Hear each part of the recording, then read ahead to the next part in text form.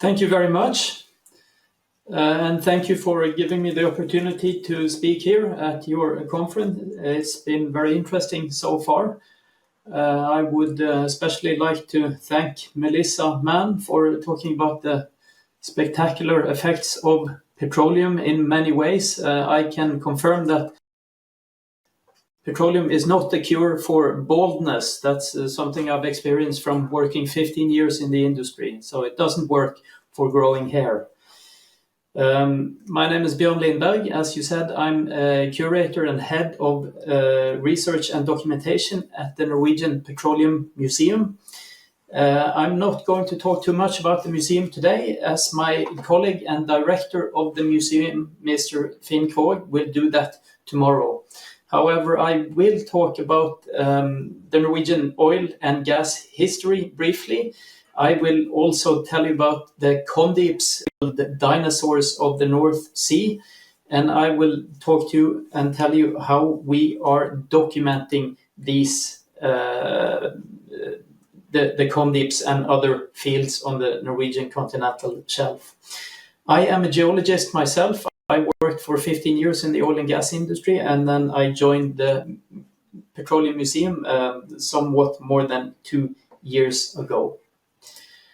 The oil and gas industry in Norway started around the mid-60s. And it was in the late 60s that the first discoveries were made. First production started in 1971, and what you see on the picture here is at that time the Prime Minister of Norway, who said that on the first day of production, said this might be the starting point of a historical era, proving to be of great economic importance of Norway. Of course, no one knew at the time what lay ahead, the gigantic effects it has had on Norwegian politics, economy, and the total way of life in Norway. The curves you see are not something you need to detailed look into now, but keep in mind that that's what most curves relating to the oil industry look like. They are steadily increasing from the early 70s. That goes for revenue, the amount of money generated. It goes for the volume that has been produced, the amount of discoveries that have been made, the amount of fields on production, and the amount of people working in the industry. It's been increasing steadily until about 2000, where it's more or less flattened out. And of course, there have been fluctuations along with the oil price in that period. Some milestones in Norwegian gas and oil history. As I mentioned, the first commercial discovery was made in 1969, an oil field named Ekofisk that started production in 1971, and it is still producing, and they have a horizon until about 2050, so they will be producing for many years still. Very early on in 1972, the Norwegian Petroleum Directorate was established, and the company previously known as Statoil, now Equinor, which was a fully state-owned company and an instrument for the state in participating in the oil and gas activities. That was fully state-owned until 2001, when it was partly privatized. In 1979, another milestone is Statfjord came on stream. This is the largest oil field offshore Norway, and at times it's contributed more than 50% of the Norwegian oil production. A tragic milestone occurred in 1980 when the Alexander L. Kielland platform capsized and 123 people were killed, and that's the major work disaster in Norway in all times. Yet another milestone in 96 that was mentioned also by Mr. James Dewey, the Troll gigantic condeep came on stream, and then In 2010, the Johan Sverdrup, which you can call the last of the giants, was discovered and came on stream last year. Here are some of the same milestones, but you see them alongside a graph with the production of oil in green and gas in red on the Norwegian shelf. So many of these, the Ekofisk, the Frigg, the Statfjord, the Gullfaks, the Draugen, and the Troll, are large fields that have contributed significantly to the production on the Norwegian continental shelf. You will see that around 2010 or so, the amount of gas was higher. So Norway actually went between the year 2000 and 2010 from being primarily an oil producer to a gas producer. That is again flipping these days as a result of the already mentioned Johan Sverdrup, which might very well be the last of the giants. It's a huge oil field. The production is forecasted to reach another all-time high within the next couple of years. Now, condeeps. What are condeeps? Condeeps it's an abbreviation for concrete deep water structure. It's a technology that was developed building on the know-how that came from hydropower dams that are plentiful in Norway, and in combination with the deep fjords found in Norway. So a combination of the technology and the natural conditions which enabled you to build these giants. Why were they developed? Well, as discoveries were made in deeper and deeper water, the steel jackets that were the original platforms were not sufficient anymore. So you needed a larger structure to enable a larger topside facilities, what you see above water. The condeeps are also, you can build them higher than you can with steel jackets, so they allow you to venture into deeper water.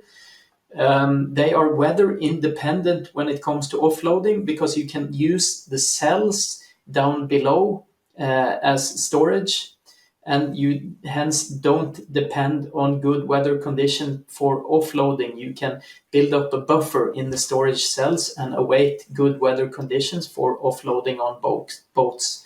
It also allowed assembly the top side, so the visible part of the platform, and the shafts, the structure. You could do that inshore rather than offshore, and then float the assemble out to the field in one piece. That is more efficient and cheaper. And the condeeps, the concrete, has lower maintenance cost than the steel jackets.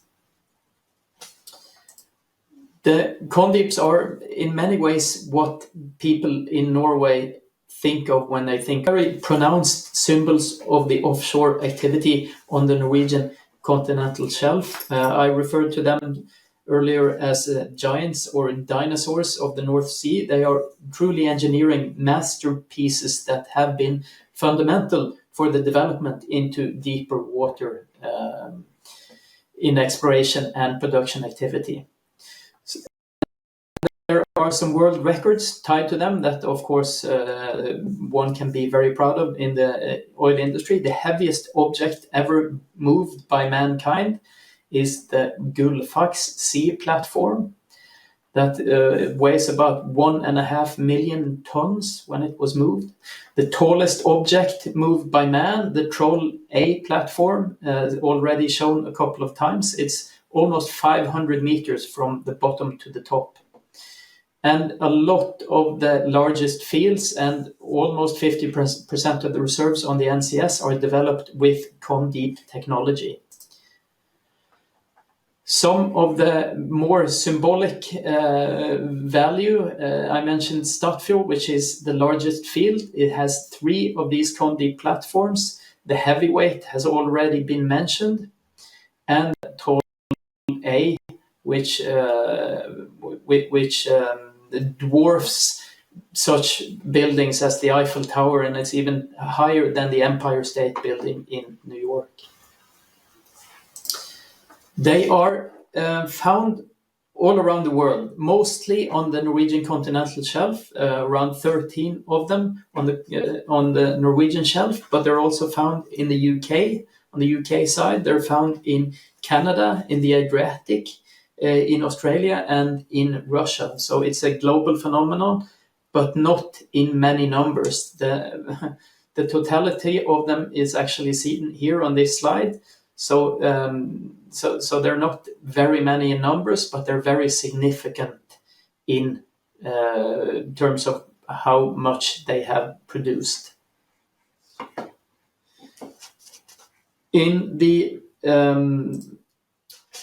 We are in the early days here in Norway of investigating the feasibility of a UNESCO nomination, and we're asking ourselves some questions such as, are these condeeps, when the production is finished, will they be rubble just to be left and deteriorate?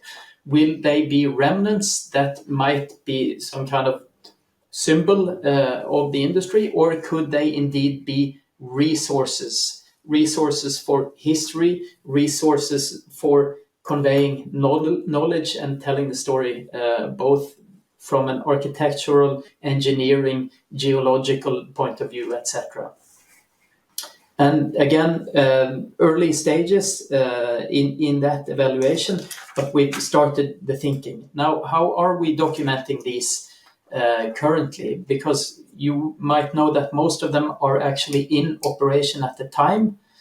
A few of them have been evacuated, and the top side has been removed, and the concrete legs, the shafts, are left in place in situ. We are working with an industrial heritage plan at the museum, describing all the fields and all the platforms on the Norwegian shelf, and based on a set of criteria, we try to select which ones are worthy of a more thorough documentation. And for these, we perform what we call industrial heritage projects, where we spend 2 or 3 years documenting the history and the constructions and the people and the basically all the aspects of the field. This has already been done 5 times, and it's now gathered at one website. It's the one you see below here, www.industriminne, which is Norwegian for industrial heritage, and it consists of close to 1,000 articles that are illustrated with photos in Norwegian and English. The names of the fields that have been documented you see here: Ekofisk, Frigg, Statfjord, Valhall, and Draugen. And so we are doing a thorough documentation of these giants of the North Sea, since several of these already conducted projects are about and around condeeps. So we feel we have a very thorough start in the documentation of them. And we have a digital outreach program that is linked to here. We have a very good cooperation with the operators of these fields, which we depend on in order to gain access to their archives and their sources. And so far, it's been a very valuable cooperation for us. I will leave you with one final picture that kind of sums up what we are doing. Here is a remnant of one of the platforms that has been removed, the Frigg field, and the condeep structures that were not initially designed to be moved. They are still in place, tens and hundreds of kilometers out at sea. Some of them are still in operation, as you see here. We do have some proof and remnants or industrial heritage on shore as well from the time when they were built, mostly close to the museum here in Stavanger, Norway. And we have our museum pictured here, which could very well be a kind of dissemination center for telling the story about these dinosaurs of the North Sea. And I have to note finally that what you see here, the huge drilling tower, that is not a real tower installed, it's digitally put in place. I think with that, I will again thank you for giving me the time and wish you a good conference.